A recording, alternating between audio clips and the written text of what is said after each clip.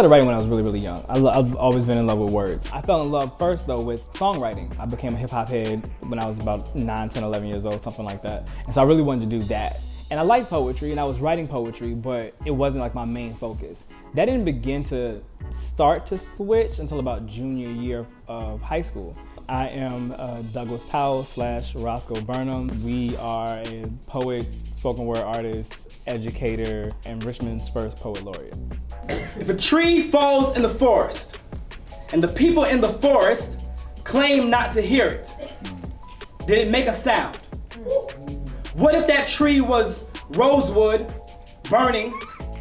What if that tree were a dark shade of brown? Would it matter then? Or are you one of those all trees matter type of people? The whole Roscoe thing actually kind of started out as just like a nickname that kind of just stuck. I was still a rapper of sorts. I was looking for a stage name. I just kind of kept Roscoe. I threw Burnems at the end because I thought it sounded cool. I think though what it became for me was a way to be kind of whatever I wanted to be at the time on stage.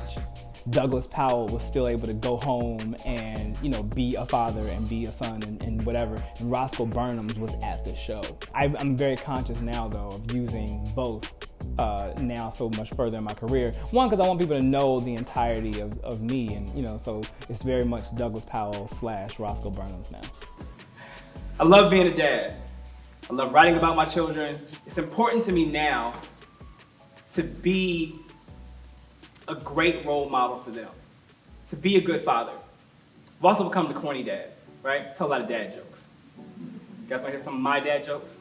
The my dad jokes, all right? Buckle up. My dad jokes. People ask why I don't write poems about my father. I tell them I don't write about things I know nothing about. Boom. Look, I know it's a little dark, but art helps us deal, it helps us cope, right? Comedy helps us laugh, helps us smile. Poetry and comedy gave me an outlet to purge all the things I was experiencing.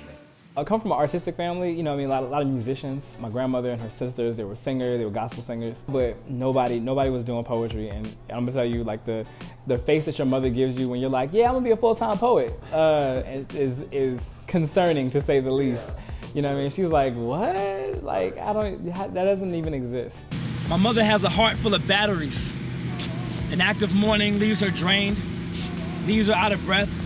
She stays plugged into her bed through most of the afternoon, and recharging most days takes all evening. She uses these moments to read scripture and talk to Jesus.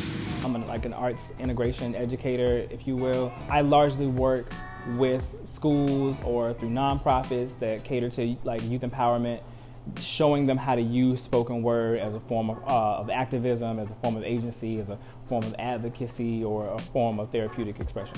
I tell my students all the time that poetry and hip hop are cousins. It's still storytelling, right? There's still a lot of poetic devices being used, a lot of figurative language. Poetry allows the writer to be a little more vulnerable and kind of tap into some level of emotion that hip hop doesn't always tackle. So that was what I was looking for, right? It was a level of vulnerability that I wasn't always getting from rap music, at least not enough, because it existed, but it's just I wanted more of it. And then when it came to me telling my story, this is how I wanted it to sound.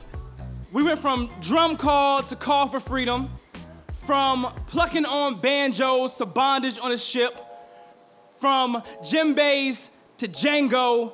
We are survivors.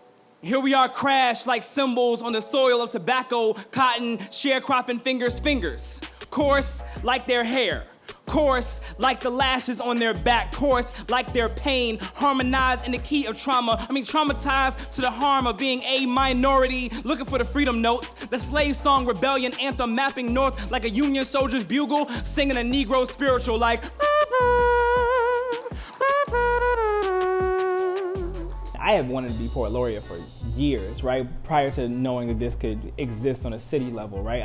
I knew that one day I wanted to be this, and didn't know how that was gonna happen. Like, I had it on my vision board, but I didn't know like how this was gonna come about. And so when they posted that they were going to, you know, take applications for it, I was on it. I was on it immediately. They reviewed a bunch of applications, they look at your work and publishing and all the things that you've done in your career as a writer, and I was very fortunate to be the one that they picked. To my credit, I have close to like 13 years now of work as an artist. I've worked with Community 50/50. They do a hip-hop critical thinking workshop series, which is very hip-hop based, but they bring in spoken word artists, people like myself, to talk about how those things parallel and how to create personal narratives about their stories, about where they come from, and getting people to understand who they are as an individual through writing and through performance. Art 180 is a great organization. I've worked with them for almost a decade now, and just using art as a therapeutic process. I've worked with Podium. I've worked with a number of like middle and high schools, and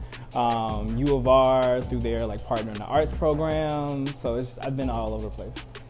I remember hearing like a buzz about it, probably middle of 2020, maybe early 2020. About how they wanted to create this position. And so the Poet Laureate thing has been becoming more popular on a city level, right? There's National Poet Laureate, there's state Poet Laureates, but a lot of cities have been adopting a Poet Laureate of their own. And so Richmond is really trying to catch up to what some other more progressive cities are doing. My goal really is to bring to the forefront the beauty that is spoken word and poetry as a performance art, both on an adult level, but also on a youth level. We want to talk to some of the high schools to get poetry slams and poetry slam teams in the high schools and start building that in the city. I think for anybody who wants to get into poetry now, one, they have a lot of doors.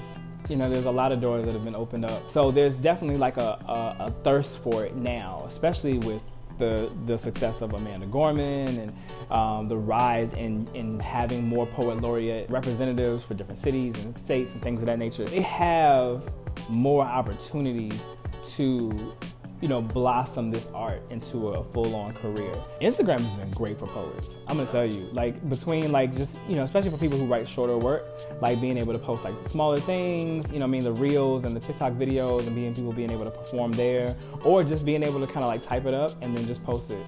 And it allows you to kind of branch and network with people who are like worlds away. And so you have to kind of figure out where your niche is, Like where do you want to see your work? It's going to take a level of tenacity and a level of resilience to just kind of not give up. And, if one way seems blocked, you're going to have to kind of figure something else out. How I thought I was going to become famous or whatever didn't necessarily happen the way it happened in my head, but it didn't stop me from being successful. That's given me like a lot of joy and allowed me to like use my art and this art form that I love to like create new poets and create new writers and broaden the art form in that way.